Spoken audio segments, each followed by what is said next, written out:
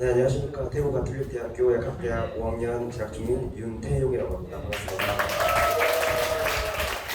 네, 저희 조는 가장 중요한 약화사고를 예방하자는 의미에서 약화사고조라는 이름으로 조명을 지어봤습니다. 현재 진행 중인 시범 사업에 대해서도 간단하게 말씀드리겠습니다. 2023년 6월 1일부로 시작되었는데 기본적으로는 재진을 원칙으로 합니다. 즉 1회 이상 대면 진료 경험자나 만성 질환자를 포함해서 현재 비대면 진료를 시범 사업을 하고 있습니다. 하지만 이 또한 초진도 허용하는 경우가 있습니다. 섬이나 벽지 환자 또한 그리고 거동 불편자나 감염자 확진 환자도 초진을 허용을 해주고 있습니다. 현재 실행 상황에 대해서 간단하게 말씀드리면 진료 방식은 화상 진료가 원칙이지만 곤란할 경우에는 음성 전화도 가능하고 있습니다. 그리고 처방전을 전달할 때는 환자가 지정하는 약국으로 팩스나 이메일을 송부할 수 있다고 합니다. 현재 비대면 진료에 대한 문제점에 대해서 몇 가지 짚어보려고 하는데요. 비대면 수가가 현재 130%나 적용된다는 걸 다들 알고 계셨나요? 굉장히 많이 크죠? 네. 건강공단의 재정도 안 그래도 많이 없다고 말을 하는데 130%나 이제 적용이 된다는 건 너무 큰 금액을 지금 비용을 지불할 수 있다고 생각합니다. 그리고 이러한 비대면 진료가 의료 취약 환자 계층들에게도 도움이 되기 위해서 개발된 것이라고 들었는데 결국에는 환자들이 그러한 좋은 장비를 비대면 진료를 이용한 카메라, 좋은 고화질 카메라를 구비할 수 있는 능력이 될 수 있을지도 의문이었고 그래서 이러한 체계적 인프라가 현재 필요한 상황에서 조금 더 구체적으로 구축이 되어야 된다고 생각했습니다. 마지막으로는 현재 다양한 사기업들이 그런 윤리적인 것들을 다 배제하고 본인의 그런 경제적 가치만을 높이는 그러한 사기업만의 자체 플랫폼을 이용하기보다는 의약품이라는 것이 공공직선 성향이 더 강하다는 것을 저희가 인지를 하면서 약사의 자체 플랫폼을 사용할 수 있으면은 앞서 말씀드렸던 문제점들을 조금 더 해결할 수 있지 않을까 싶습니다. 네, 이상입니다. 현재 이 비대면 진료가 진행되고 있는 목적이라고 할 수 있죠. 그래 추진하고자 하는 방향성이 취약계층의 약의 접근성을 높인다라는 이유가 있었는데 관련해서 인공지능이나 이런 비대면 진료 이런 것들을 적극적으로 활용하는 것이 정말로 취약계층의 약 접근성을 높이는 데 도움이 되는가라는 부분에 대해서 같이 얘기를 나누었습니다. 취약계층이신 분들이 이제 이런 비대면 진료 시스템을 더 잘 이용을 해서 약에 대한 접근성을 높일 수 있을 것인가에 대한 부분에는 회의적인 생각을 가지신 분들이 많았고요. 또한 거동이 불편한 환자분들의 경우에도 비대면 진료보다는 이제 가정 주치 제도나 혹은 방문 양료 서비스를 활성화하는 것이 더 도움이 될 것이다라는 의견이 있었습니다. 비대면 진료나 약 배송과 같은 관련 문제에서 항상 이제 약사의 직능이 과소평가되고 있다라는 문제점이 있었는데요. 약사의 업무에 있어서 복역 지도라든지 환자와의 라포 형성 이런 것들이 굉장히 중요한 요소로 작용하는데 비대면 진료는 환자와 의사의 라포 그리고 환자와 약사의 라포 형성 등을 전혀 고려하지 않은 이런 문제점이라는 것이 존재했다라고 이제 얘기를 나누었고요. 마지막으로 저희가 플랫폼 업체가 어떤 식으로 개인정보를 활용할지 아무도 알 수 없는 상황에서 현재 관련 법적인 규제나 가이드라인도 명확하지 않은데 이 플랫폼 업체가 환자의 약물 사용이나 그런 관련 자신의 건강 관련 정보를 플랫폼 업체가 사용할 수 있도록 내버려 두는 것이 과연 맞는가에 대한 의문이 든다라는 의견을 나누었습니다. 이상으로 저희 4조 토론 결과가 마치겠습니다.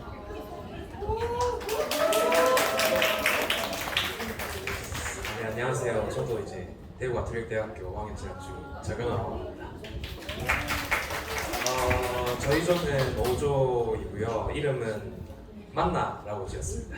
만나. 그러니까 대구 사투리로 만나가 아니고요. 만나는 게 좋다라는 느낌으로 만나라고 짓게 되었습니다. 그럼 저희 조에서 이야기 나온 거를 한번 말씀드리도록 하겠습니다.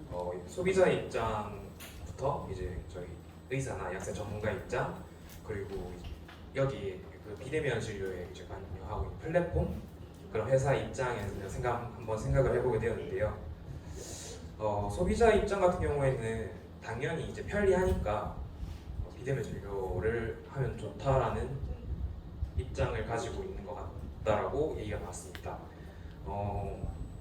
이제 뭐 병원 그 비급여 약품 같은 경우에는 가격이 다른데 그거를 이제 일일이 싼 곳을 찾아서 갈 필요가 없고 뭐 어플을 통해서 가장 싼 약을 받을 수 있기 때문에 당연히 이제 편한 쪽을 선택하는 입장이라고 생각하였고요. 플랫폼 회사 같은 경우에는 환자들의 데이터, 즉 이제 건강 정보라든지 복용하고 있는 약 같은 그런 정보들을 가지게 되는데 과연 이러한 정보들이 이런 민영 회사 같은데 가면 아마 그 민영 회사들은 이제 이윤을 위해서 사용할 확률이 크다고 생각합니다.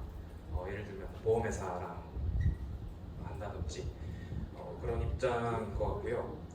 전문가 입장에서 봤을 때는 이제 의사 같은 경우에는 물론 이제 비대면으로 요즘은 비대면 진료가 전화로 진행되는 걸로 알고 있거든요. 근데 과연 이 전화로만 해서 환자의 정확한 증상이나 그런 걸 파악할 수 있나? 그리고 환자들이 본인의 증상 같은 거를 의사에게 정확하게 전달해 줄 수 있나? 라는 의문이 있더라고요. 이제 비대면을 하게 되면 약도 이제 배달을 하게 되고 그렇게 진행될 텐데 과연 그럴 경우에 이제 약사들의 복약 지도는 어떻게 될 것인가? 물론 이제 전화로 한다고 하지만 사실 이제 전화로가 다 전달되는 것도 아니고 의사소통에 오류가 있을 수도 있기 때문에 상당히 힘들다고 생각하고 있습니다. 그래서 저희 조에서는 뭐 외국 같은 경우엔 주치 제도 같은 게 있어서 오히려 그게 그렇게 통합이 되었을 때는 비대면 진료가 가능할 수도 있겠다라고 생각하고 생각 많이 나왔기도 하고 이러한 이제 제도적으로 한번 해볼 필요가 있지 않나라고 생각했습니다. 감사합니다. 안녕하세요. 1조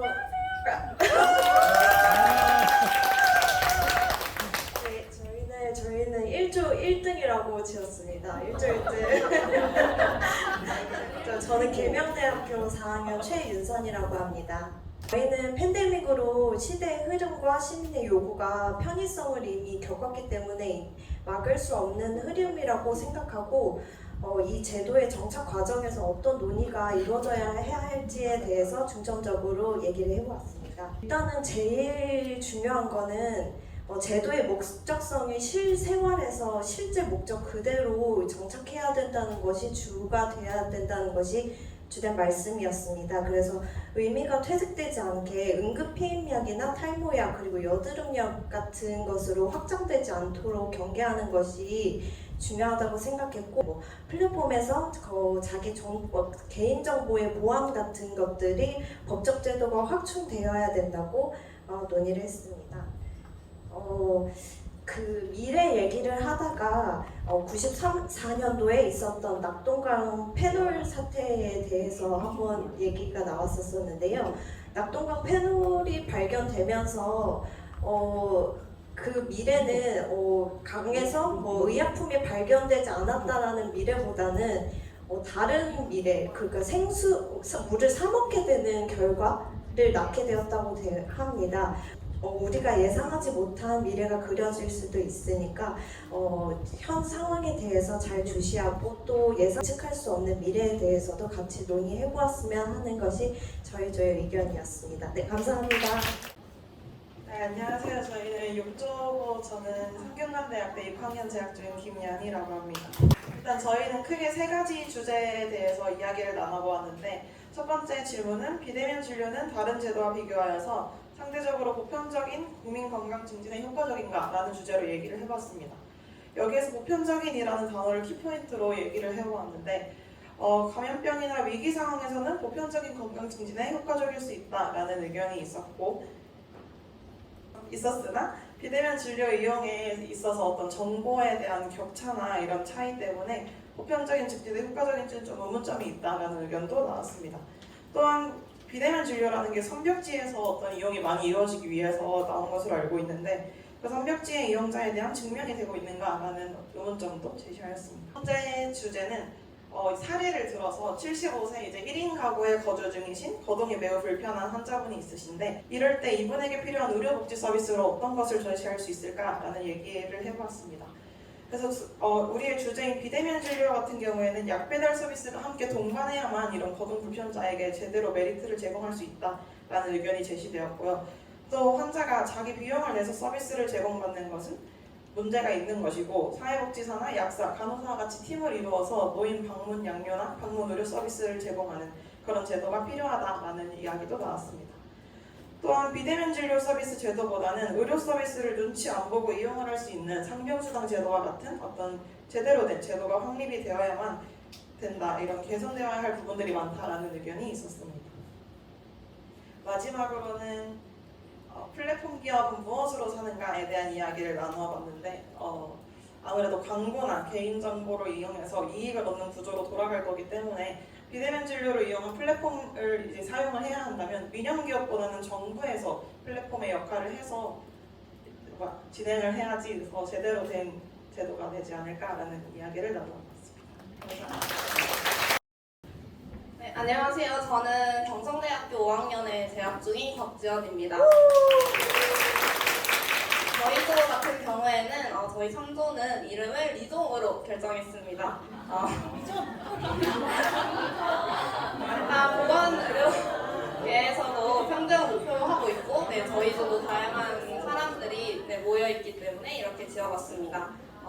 일단 우리나라 같은 경우에는 코로나 이후에 비대면 진료의 필요성이 대두되고 있는데요. 특히 우리나라 같은 경우에는 비대면 진료에 대한 적절한 인프라가 구축되어 있다고 생각합니다. 일단 총 3가지 이유를 생각해봤는데 첫 번째로는 사회 구조상 이제 IT 기술이 발전되어 있기 때문에 인터넷 속도가 빠르고 이로 인해서 비대면 진료에 굉장히 적합하다고 생각합니다. 또한 두 번째로는 대부분의 국민들이 카드를 사용하고 있기 때문에 전산화되어 있는 구조이고 이제 마지막으로는 우리나라에 국한된 것은 아니지만 코로나라는 이데올로기를 겪고 그 시대의 흐름 때문이라고 생각합니다. 네, 저희는 각 계층에서의 이익을 생각해봤는데요. 플랫폼 업체에서는 건강기능식품과 또한 다른 의료기계 판매가 가능하고 약사 같은 경우에는 일단 이 비대면 진료를 시작하는 순간 각 약국에서 가지고 있는 의약품이 한정적이기 때문에 대체 조제에 대한 필요성을 주장 가능하다고 생각합니다. 보험사 같은 경우에는 보험비를 어느 정도 절약할 수 있으며 국민 같은 경우에는 코로나로 인해서 대면에 대한 공포감이 생겼고 또한 편리성을 이미 알기 때문에 라고 생각해봤습니다. 그러나 이런 여러 이익이 있음에도 불구하고 결국 국민 건강 상태가 증진되는지를 평가해야 되고 또한 어떤 것이 우선되어야 하는지 판단하는 것이 중요합니다. 공공병원 설립 또한 그리고 취약계층 등 공공의료 서비스가 먼저 이루어져야 된다고 생각을 했고 또한 부족한 부분에 대해서 플랫폼은 보조적인 도구로 도입되는 것이 더 좋다고 이야기를 나눴습니다. 마지막으로 특정 계층의 이익이 과도하게 돌아가지 않는지에 대해서도 경계해야 한다고 이 얘기를 나눠봤습니다. 감사합니다. 약사님과의 만남이 있다고 해가지고 많이 배우고 싶었고 이번 주제가 비대면 진료인 만큼 제가 많이 배워갈 수 있는 기회라고 생각을 했습니다. 이런 주제에 미리 관심을 갖고 있으면 제 진로에도 도움이 될 것 같아서 참여하게 됐어요. 앞으로 약사로서 어떤 가치관을 갖고 살아가야 하는지 현직에 계시는 약사님들의 이야기 많이 듣고 싶어서 그리고 또 다른 대학교 학생분들도 만나서 얘기해보고 싶어서 참가하게 되었습니다. 좀 올바른 방향으로 사회를 이끄는 건약이라는 단체에 호기심이 생겨가지고 참여하게 되었습니다. 했던 것보다 배워가는 것도 많고 많은 선배님들을 만날 수 있어서 되게 좋은 자리였던 것 같습니다. 비대면 진료나 이런 부분에서 뭐 이렇게 딥하게 생각해 본 적이 없는데 토론을 하는 과정에서 뭔가 제 생각들이 정립되는 느낌을 받았습니다. 다양한 사람들 만날 수 있어서 좋았고 약사님들이랑 좋으신 분들 많이 만날 수 있어서 좋았습니다. 네, 학생으로서는 몰랐었던 뭐 현안들이나 뭐 이런 거를 직접 약사님들과 만나서 네, 소통할 수 있어서 너무 좋았고요. 또 그리고 행동하시는 약사님들 보면서 아 나도 약간 미래에 저런 약사가 돼야겠다 많이 느끼는 바가 많은 행사였습니다. 다른 프로그램이랑 다르게 실제 현장에 계신 약사님들을 많이 뵐 수 있었고 대화를 나눌 수 있는 시간도 굉장히 많아서 그런 게 굉장히 뜻깊었던 것 같습니다. 실제로 해보니까 기대했던 것보다 훨씬 더 좋은 활동들이었던 것 같습니다. 정말 좋은 곳에 사용할 수 있는 그런 환경을 만들기 위해서 너무 열심히 노력하시는 모습이 보여서 내가 기분은 약간 감동을 받았습니다. 저도 비대면 진료에 대해서 말로만 들었지 깊게 생각해 본 적은 없었는데 많은 분들이랑 의견을 좀 나누면서 얘기도 해보고 또 다양한 약사님들과 학생분들과 소통할 수 있어서 좋은 기회였다고 생각합니다. 네, 약사랑 약대생 비율이 1대1 이전에도 한 번도 없었던 그런 행사. 누가 기획한 건지 모르겠지만 정말 잘하셨다. 참가자로서 매우 만족. 별점 5점 만점. 와 대박인데요. 약사님들이 어떻게 생활하고 계시는지 어떤 운동을 하시는지 구체적으로 들을 수 있어서 좋은 기회였던 것 같습니다. 네, 안녕하세요. 저는 건강사회론약사의 새약사 팀장 황혜평입니다. 만나서 반갑습니다. 네, 유소스텔에서 이제 어제 오늘 행사를 하고 있는데요. 그래도 생각보다 학생들이 적극적으로 참여하시고 많이 와서 즐겁게 행사를 해주셔서 되게 감사하고요. 행사를 하게 된 거는 저희가 이제 작년에는 복약지도 대회를 약대생들 대상으로 했고요. 이제 재작년에는 코로나에서 공모전을 진행을 했었는데 그때도 이제 반응이 좋았었는데 이제 그렇게 하는 경우는 아무래도 학생들하고 이렇게 많은 대화를 나눌 수 있는 시간이 좀 적고 이런 게 좀 있어서 올해는 아예 이제 1박 2일 캠프 형태로 기획을 해서 진행을 하고 있는데 저희 예상보다 훨씬 더 잘 진행이 되고 있는 것 같습니다. 혹시 여기 참여하셨던 학생분들도 나중에 이제 기회가 되시면 건약에 뭐 행사라든가 이런 데 같이 참여하셔가지고 했으면 좋겠습니다. 감사합니다. 감사합니다.